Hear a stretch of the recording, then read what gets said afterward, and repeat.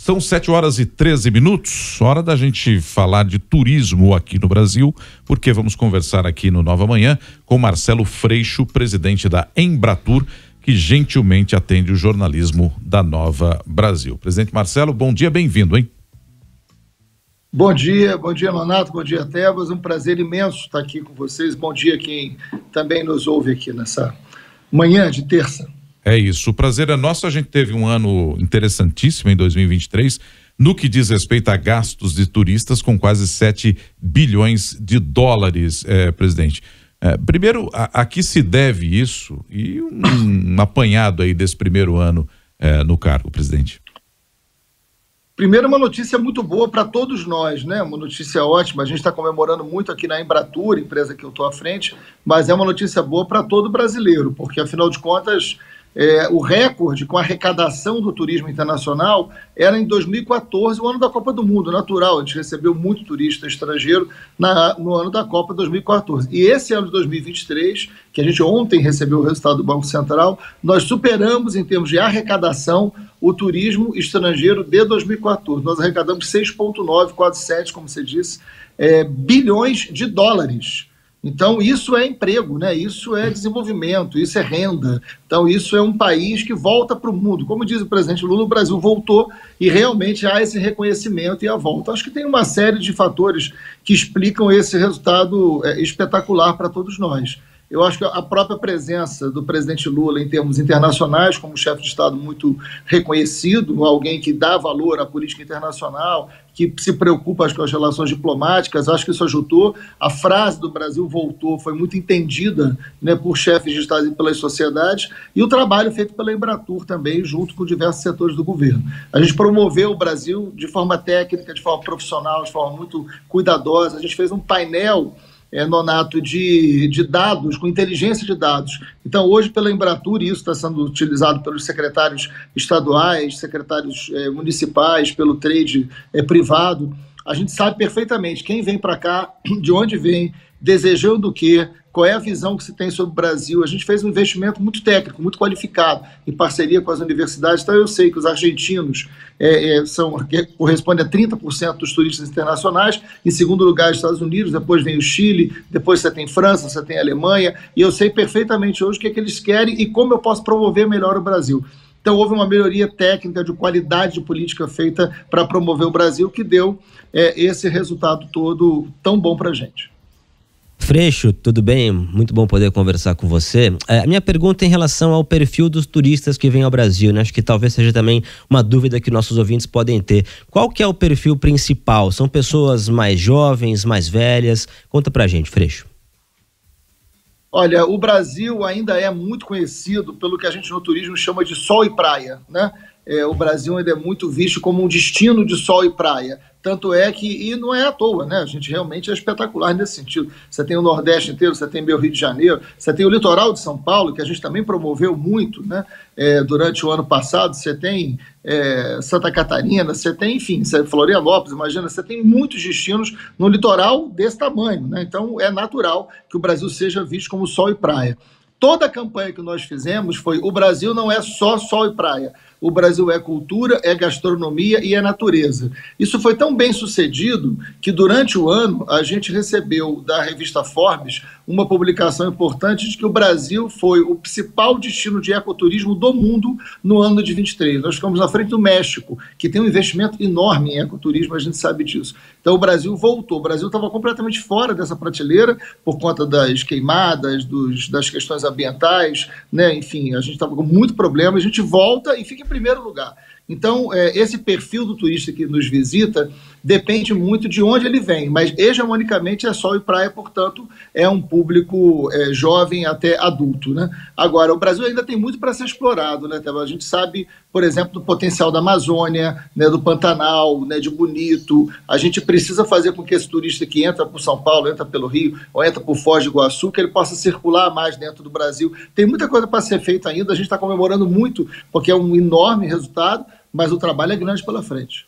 Nós estamos conversando com Marcelo Freixo, presidente da Embratur, aqui na Nova Brasil. Agora, presidente, em relação ao carnaval, quais são as expectativas para o turismo nesse período de carnaval, por favor? Não, a expectativa é enorme. O turismo no carnaval ele gera um potencial gigantesco, né? Porque o Brasil é muito reconhecido pelo carnaval. A gente sabe da potência que tem Rio e Salvador, mais conhecidos, mas o carnaval em São Paulo, por exemplo, eu quero muito destacar isso. A gente está recebendo em São Paulo aproximadamente 113 mil turistas durante o carnaval, dos quais 38 mil são estrangeiros, né? Nesse carnaval agora. A CNC, né, a Companhia Nacional de Comércio, ele está estabelecendo que o São Paulo vai ser o estado que mais vai lucrar com o carnaval.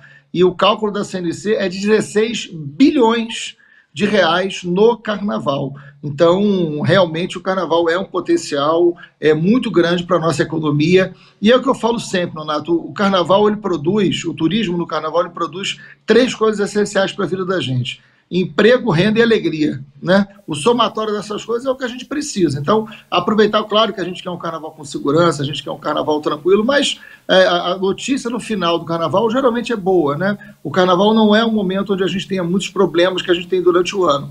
Por incrível que pareça, o carnaval produz um efeito muito positivo. E isso está cada vez mais reconhecido. Então, o Brasil vai receber, ao todo, 200 mil turistas internacionais, né, dos quais 38 mil vêm para São Paulo. Então é uma expectativa bem boa. A gente, pela Embratur, ano que vem, vai estar patrocinando o Carnaval de São Paulo, vai estar trazendo jornalistas internacionais para acompanhar o Carnaval de São Paulo. Quando a gente olha para São Paulo, o principal público turista é o norte-americano, depois vem a Argentina. São Paulo inverte um pouco os números nacionais, né? Então, sabendo desse dado, tendo essa inteligência de dados, a gente vai promover o Carnaval de São Paulo nos Estados Unidos e também na Argentina, porque isso é importante na hora de a gente fazer o que a gente chama de pré-strip, né? Que é chamar jornalista estrangeiro para ficar aqui, bancado pela Embratur, e depois fazer matéria fora. Perfeito. Presidente, agora sim o Diego Amorim pergunta em Brasília. Pois não, Diego? Agora sim, bom dia, presidente Freixo, bem-vindo mais uma vez ao jornalismo da Nova Brasil FM. Minha pergunta é sobre segurança pública. O senhor sabe melhor do que eu que esse é um assunto muito latente esse ano, tem eleições municipais, a gente sabe o peso também que a segurança tem para uma decisão de um turista. O senhor se preocupa com esse assunto, está acompanhando de perto os projetos que estão tramitando aqui no Congresso em relação a esse tema para favorecer ainda mais o turismo no Brasil, presidente? Sim, Diego, obrigado, é bom te encontrar aqui. Eu me preocupo com o tema da segurança há 30 anos, Diego, você sabe disso. Mas em relação ao turismo, mais ainda, né? Pois é, mas mais ainda. Porque, na verdade, o que eu tenho discutido sobre isso? A segurança pública é um problema, né? Para o mundo, é um problema para o Brasil. Ele não é um problema só para o turismo, é um problema para as famílias, é um problema que nós temos que resolver, né? Eu falo isso há muitos anos na minha vida. Em relação ao turismo, é curioso esse dado que eu vou trabalhar com vocês. A FEComércio fez uma pesquisa no Rio de Janeiro, então é um lugar muito sintomático também para a gente falar desse aspecto, no Galeão, com turistas internacionais, né, que vinham de vários lugares do mundo. E eles estavam voltando, eles estavam saindo. Então foi no embarque de volta de uma viagem para o Rio de Janeiro. E perguntaram o que eles tinham achado da viagem, se voltariam, se recomendariam o Brasil. E o resultado é que 95% dos turistas internacionais que visitaram o Rio de Janeiro, isso foi no ano passado, disseram o seguinte: nós voltamos ou recomendamos.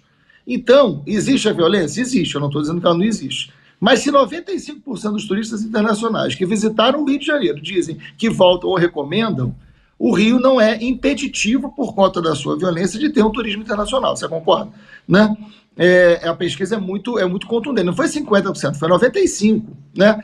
Qual é o desafio da gente? É conseguir pegar aquele turista que não vem ao Brasil, talvez por conta de um receio, e isso a gente não consegue detectar em nenhuma pesquisa. Aí sim eu acho que é uma preocupação importante da gente. Por isso que a promoção que a gente faz no Brasil, ela precisa ser com os dados reais. A segurança pública é um problema nas grandes cidades, mas o Brasil é muito diverso. Então, assim, qual é o problema que você tem com segurança pública na hora de você fazer um passeio no Pantanal? Ou em Bonito, né? Ou em determinadas regiões serranas, ou em determinadas praias do leste. O tema da segurança nem existe. O Brasil tem muita diversidade. Agora, um turismo nas grandes cidades, tanto no Brasil quanto em diversos lugares do mundo, você tem cuidados maiores com a violência.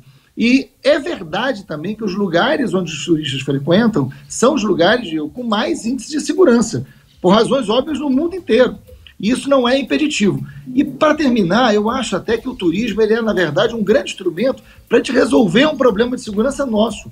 Porque o maior investimento em turismo é o maior investimento nos lugares visitados e o maior investimento também com segurança, né? Também com a possibilidade de circulação de mais gente, com geração de emprego. Então, o turismo, na verdade, não só ele não tem um problema, como ele pode ser a solução.